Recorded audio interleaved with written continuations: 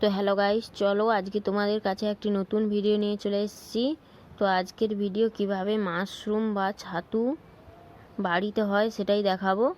তো চলো, এটা কিন্তু দুর্গাপুজোর সময় হয়, আর দুর্গাপুজো এসে গেছে, তাই এটাই কিন্তু বাড়িতে বাড়িতে হয়।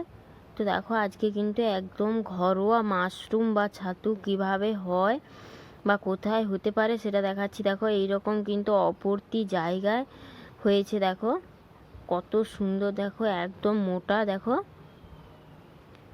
সুন্দর সাদা ধবধবে, দেখো দেখতেই পাচ্ছ কত সুন্দর হয়েছে। এটা কিন্তু আমাদের ভাষায় দুর্গ ছাতু বলে। এবার তোমাদের ভাষায় কি বলে সেটা অবশ্যই বলবে। এটাকে অনেকেই কিন্তু মাশরুম বলে জানে। তো দেখো, ওটা কিন্তু ফুটে উঠেছে, আর এটা দেখো কুঁড়ি টাইপের হয়েছে। দেখো কত সুন্দর দেখতে, এটা দেখতে যেমনই সুন্দর, এগুলো ভাজা করলে বা ঝোল করলেও কিন্তু খেতে খুবই ভালো লাগে।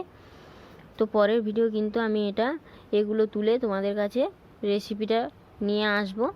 তো দেখো দেখতে কত সুন্দর লাগছে, এটা কিন্তু কুঁড়ি হয়েছে। তো আরও একটা দেখো আমি ফুটে উঠেছে সেটা দেখাচ্ছি।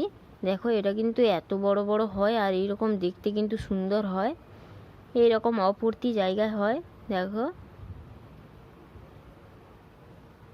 এগুলো কিন্তু খেতেও কিন্তু দুর্দান্ত লাগে। তো পরের ভিডিও কিন্তু নিয়ে আমি আসবো অবশ্যই রেসিপিটা। তো অবশ্যই কেমন লাগলো কমেন্ট করে জানাতে ভুলবে না। তো চলো, টাটা, বাই বাই।